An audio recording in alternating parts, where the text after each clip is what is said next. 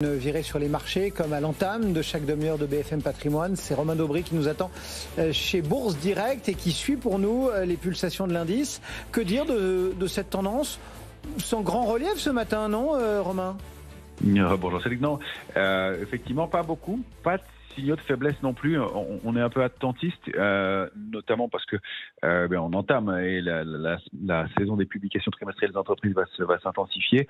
On a quelques rendez-vous intéressants cette semaine, notamment aux États-Unis, avec Netflix ou encore Tesla. Donc il y a un peu d'attentisme, d'autant plus que les indices américains s'attaque. Si on regarde le S&P 500 par exemple, à des niveaux de résistance clés. Le S&P, il a consolidé, il a construit, pour moi j'y vois une phase d'accumulation entre 3810 et 4132 points pendant 5 mois, depuis le mois de novembre. Et il a débordé la semaine dernière en clôture le niveau de 4132 points. Il l'a même un peu confirmé hier, puisqu'il a formé un nouveau plus haut récent.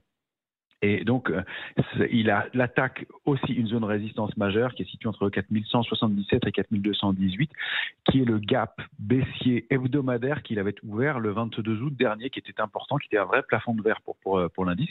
Et donc, il s'en approche. Donc, il va falloir des relais, et c'est peut-être les publications des entreprises qui ont été très réajustées à la baisse qui pourraient permettre d'offrir ce relais.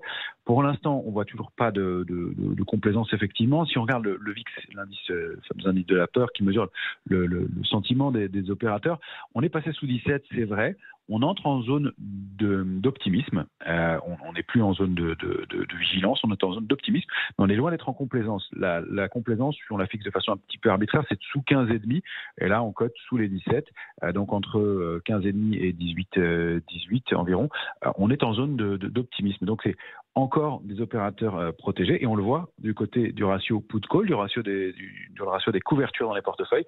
Sur l'indice CAC 40 et pour l'échéance en cours, donc qui clôturera donc vendredi, on a une option et demie de vente pour une option d'achat. Ça signifie qu'on est un peu plus protégé que exposé à la hausse. Donc c'est dire qu'il y a encore des liquidités, du chemin à faire avant de passer en euphorie et donc d'être trop optimiste sur les indices. Donc le mouvement en plus qui s'est construit, si on regarde toujours le S&P, depuis la dernière échéance qui avait lieu le 17 mars dernier, l'échéance du trimestriel du mois de mars, eh bien le S&P a progressé de 3,5% environ, et la position ouverte, l'intérêt, le nombre de futurs sur le mini S&P, a progressé de 6%. Donc pareil, du soutien dans ce mouvement et une tentative de sortie par le haut. Donc c'est un potentiel haussier qui est peut-être en train de se mettre en place du côté des marchés américains, qui pourrait venir en relais d'indices européens qui ont déjà très très bien performé, notamment l'indice CAC 40 effectivement. Puis si on regarde à l'intérieur de l'indice, il y a quand même des valeurs qui sont en retard un peu pour l'instant à Paris, et on voit les titres comme Capgemini qui peuvent surprendre un petit peu, des titres comme Dassault Systèmes, Eurofins, Téléperformance ou Worldline qui composent l'indice parisien et qui pourraient venir en relais pour soutenir des valeurs du luxe qui ont déjà effectivement pas mal progressé récemment.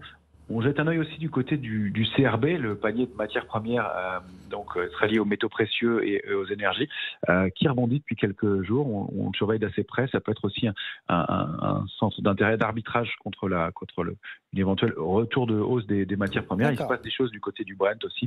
Donc des éléments toujours solides pour le marché. Pas de figure de faiblesse pour l'instant. Un peu d'attentisme au début d'une grosse semaine.